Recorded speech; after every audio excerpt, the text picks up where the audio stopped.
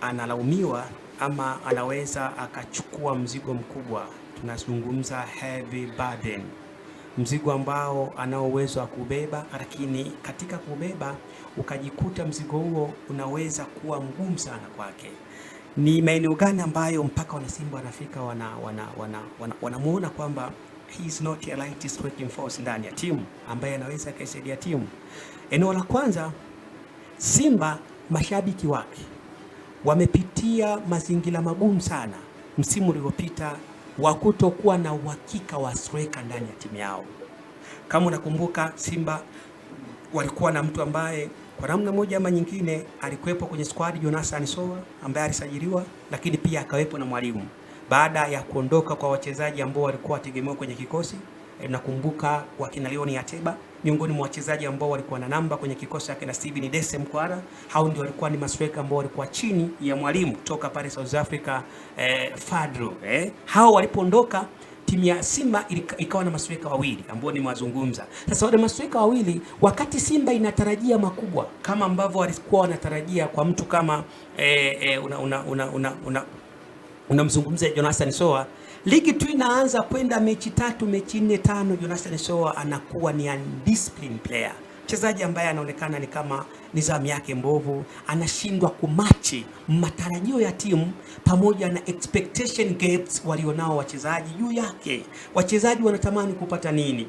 Wachezaji wana be inspired kwa kitu gani kutoka kwake? Sasa kwenye mazingira yale Simba ili struggle sana mpaka wakamweka pembeni. Baada ya kumweka pembeni, wakampata mtu anaitwa Mwalimu. Mwalimu akawa ni mtu ambaye pia na yeye anakosa sana magoli, mpaka pale ambapo Mwalimu anakuja kupewa timu, namzungumzia Steve kwenye dirisha dogo, anakwenda kutengeneza timu ambayo striker wa kuaminika ambaye anaweza kafunga magoli ndani ya Simba alibadilishwa, akawa ni Elie Mpanzu. Kila mtu anajua hii Simba striker wa uhakika ambaye anaweza kufungia magoli ni Elie Mpanzu, na tukumbuke na wadau wanajua, pamoja na kwamba Elie Mpanzu alikuwa ni among of the top assistant, watu ambao walitengeneza assist bora zaidi kwenye ligi kuu msimu uliopita, ni miongoni mwa wachezaji waliokuwa na namba nzuri zaidi. Uwezo kaacha kumtaja Elie Mpanzu, lakini alikuwa anacheza kama namba 9 inside namba 10, na huyu alikuwa akianza anaonekana ana uwezo wa kunufaisha zaidi timu. Sasa kwa sababu Simba msimu uliopita hawaja kuwa na namba 9 pase, na amekuwa anatumika mtu ambaye sio namba 9, msimu huu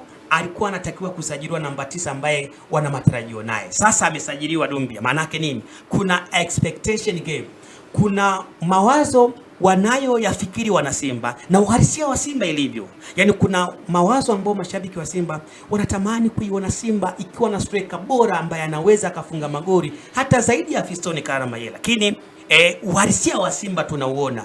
Pesa ziko benki, bado usajili unaonekana unavyokwenda ni usajili wa kimkakati sana. Unaweza ukasema ni strategic transfer ambazo Simba anafanya ambazo haziwezi kuathiri uchumi.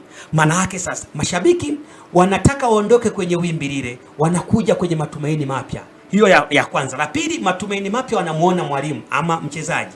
Wamemuona mchezaji, wamempima. Moja ya kitu ambacho ameonekana ameonekana kimetengeneza mazingira makubwa ya watu kumfanyia discussion kwenye mpira, especially unapokuwa striker, kuna kanuni zake kwenye eneo la mbele. Moja ya kanuni, siko nyingi, zaidi ya 6 ambazo ni common, the best keeper. Hizo Dumbia nazo maana kwenye zile 6 kwa mimi nilivyomtazama anazo 2 tu, 4 zinagoma. Yani katika sifa za mshambuliaji, katika sifa za mshambuliaji aliyekamilika zipo 6, ila Dumbia nazo 2. Ambazo ni zipi hizo 2? 2 ambazo hebu taja kwanza zote kwa ujumla. Ya kwanza ni position.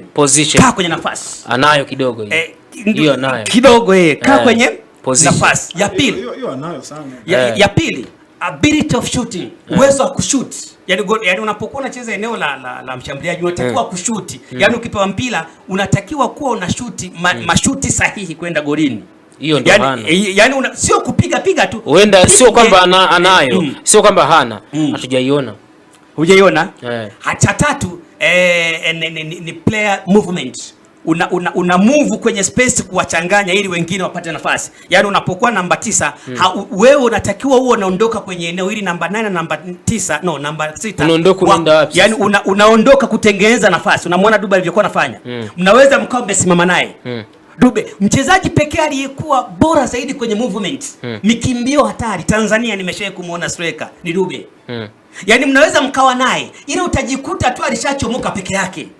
Yaani maana yake anajaribu kuanticipate nafasi kwenye mikimbio na kuwaacha madefender wakiwa wanajaribu kuwaza kwamba huyu, yani wanakuwa wanakuhisi hapa hakuna madhara, ila wewe unatengeza mazingira makubwa ya wewe kukaa kwenye nafasi. Mikimbio ile ambayo ulishaye kuona alikuwa anakutana nazo Fiston Kara Mayele, hadi pasi inapigwa, halafu mchezaji unashangaa kwenda kufunga peke yake. Okay, twende haraka. Sasa kwenye mazingira yale, moja ya kitu ambacho kimeonekana kina shida kikubwa kwa Doumbia, uwezo wake wa kupiga mpira mbele, kwanza usahihi, mipira hiyo anapoigusa inakwendaje. Nimeona mipira kama minne, mipira ya kichwa ambayo inabidi urenge goli, namna anavyo anticipate kichwa anapiga inaenda opposite, inawezekana ni makadirio, bado ana pressure. Lakini cha pili, kuna mipira ya kuna free header ya kugonga kwenye utosi, na kuna mipira ya kupigwa katikati ya karibu kabisa nazungumzia karibu kabisa na sikio. Kwa sababu unapokuwa striker ukigonga mpira kupitia utosi, yani kwa maana ya uso ulivyo, una uwezo wa kudundisha mpira ukafunga goli. Lakini una uwezo wa kupiga mpira katikati ya sikio lako kwa juu, maana yake unatafuta kona nyingine, ya unatafuta engo nyingine aliko golikipa unamchengesha. Sasa kwenye mipira hii nilimuona kwenye Kagame, kuna vitu alivipiga kila mtu aliona. Yani kuna muda anapitiza kwenye nyavu. Yani ni kama makadirio. Sijajua kwa kuhitimisha hapo la Doumbia, Doumbia watu wanaenda mbali na sawa kwamba huyu pengine kama ni ligi kuu tu